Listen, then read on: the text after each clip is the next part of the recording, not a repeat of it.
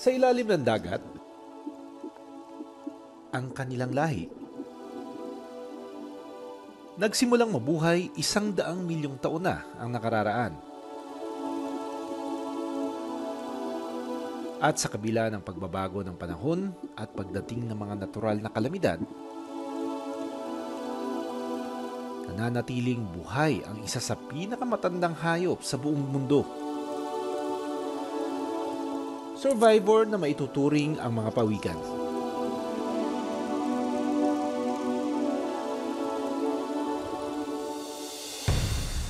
Sa Tañon Strait, na pinakamalaking marine protected area sa bansa, madalas daw makakita ng pawikan.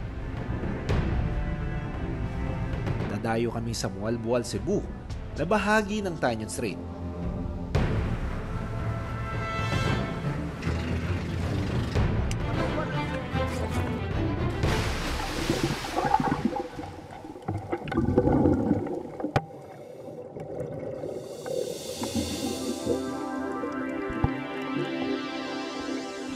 Sa isang maliit na kuweba, may sumisilip.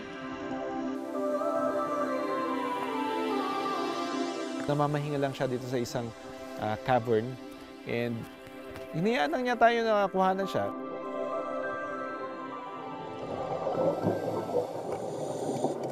Naghahanap pa kami ng pawikan na makakasabay namin lumangoy. Sa hindi kalayuan, Dito sa Mualbual, hindi na sila ganun kailap, no? So sinabayan natin at kinuhanan ng videos.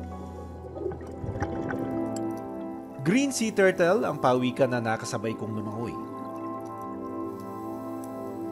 5 sa 7 species ng pawikan ang makikita dito sa Pilipinas. Siguro, itong mga pawikan na ito, because they know that they are not gonna be harmed here in this area, okay lang sa kanila na samahan silang lumangoy, kuhanan sila ng videos, kuhanan sila ng pictures, no? And they don't seem to mind. They're okay with it, which adds up to the charm ng lugar.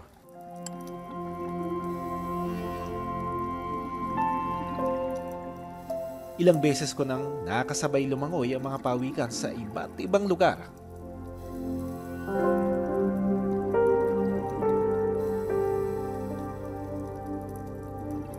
Kapag nakakita ka ng pawikan, when you're diving, when you're snorkeling, or swimming, it gives you a happy feeling. Endangered o may banta na sa green sea turtle, maging ang hawksbill at Kemp's ridley na species ng pawikan. Habang vulnerable o malapit nang maubos ang leatherback, loggerhead at olive ridley na species ng pawikan.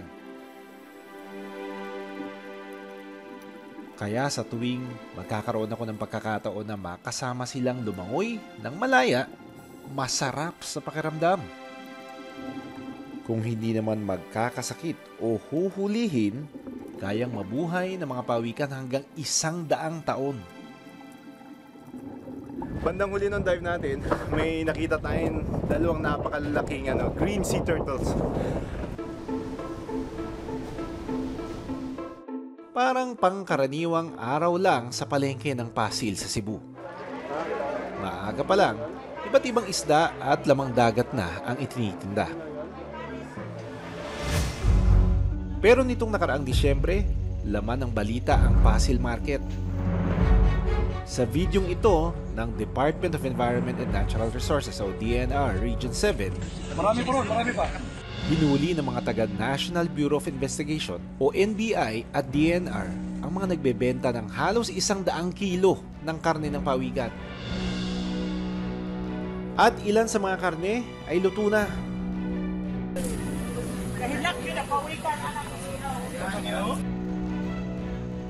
Kinumpiska at hinuli ang mga karne ng pawikan at mga taong nagbebenta nito. Ipinagbabawal ng batas ang paghuli at pagbebenta ng pawikan. Maaaring makulong hanggang 6 na taon at may multa na aabot hanggang 500,000 piso. 5 ang nahuli at nakulong sa ginawang raid sa Pasil Market. 2 beses nang nagkaroon ng raid sa Pasil Market. Karaniwang mga karne ng pawikan ang nakukumpiska. So nakakalungkot isipin, despite the presence of the law against killing, meron pa rin mga ganitong klaseng kaganapan.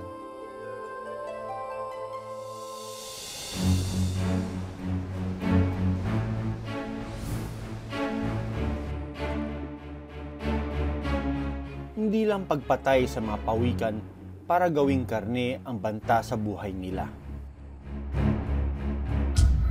Madalas, nakakain din sila ng basura gaya ng plastic. Naku, may nadaanan po kaming pawikan. Kawawa po na pansalambat. Sa viral video na ito, nakuha ng isang mangingisda sa Palawan, makikita kung paano nabalot sa plastic fishing net ang isang pawikan. Sa laki ng lambat, hindi na makagalaw ang pawikan. May mga sugat po. Mga sugat po siya. Sige, buhay na, buhay na. Sa tulong ng mga mangingisda, tagumpay na natanggal ang lambat at naibalik sa dagat ang pawikan. Sige.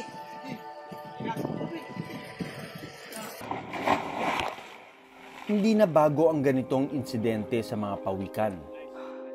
Maging sa ibang bansa, usapan din online ang pagkatrap ng mga pawikan sa mga plastic na basura. Sa video na ito sa Palos Verdes Coast sa California, kitang-kita kung paano pumulupot sa katawan ng isang pawikan ang iba't ibang klase ng plastic. We thought what we saw was just a balloon, and we got closer and it turned out it was a sea turtle wrapped in a balloon.